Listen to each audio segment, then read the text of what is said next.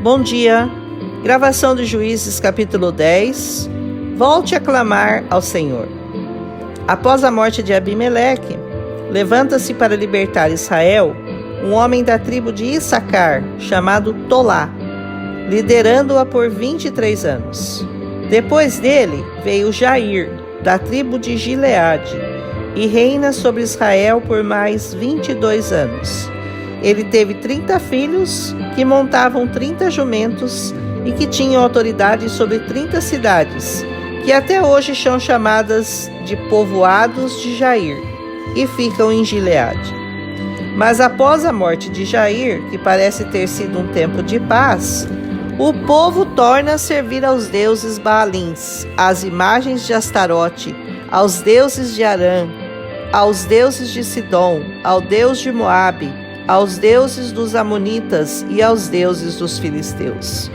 E como os israelitas deixaram de prestar culto ao Senhor, a ira do Senhor se acendeu contra eles, e Deus os entregou nas mãos dos filisteus, que naquele ano os humilharam e oprimiram.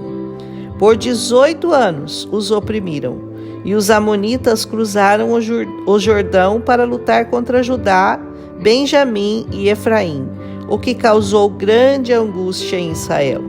E como sempre acontecia, eles voltam a clamar ao Senhor, reconhecendo o seu pecado e voltando-se ao Deus que os podia livrar.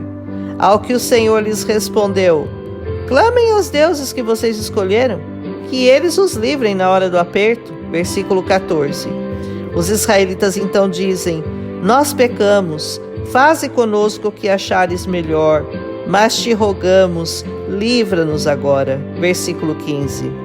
E se desfizeram dos deuses estrangeiros que havia entre eles, e prestaram culto ao Senhor, e ele não pôde mais suportar os sofrimentos de Israel. Versículo 16. Assim os amonitas acampam em Gileade, e os israelitas em Mispá, e os líderes de Gileade dizem: quem iniciar o ataque será chefe dos que vivem em Gileade.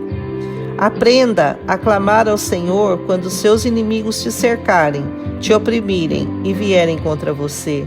Ainda que você tenha pecado contra o Senhor, deixando-o pelos deuses e prazeres deste mundo, saiba que se você clamar e buscar verdadeiramente, ele se compadecerá de nós e voltará a nos dar a vitória e a posição de rei sobre todos os deuses desta terra.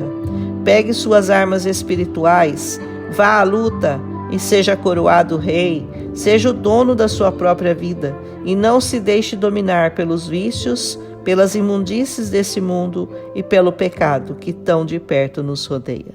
Vamos continuar e ver como o Senhor dará a vitória aos seus. Amém? Até amanhã. Um abraço.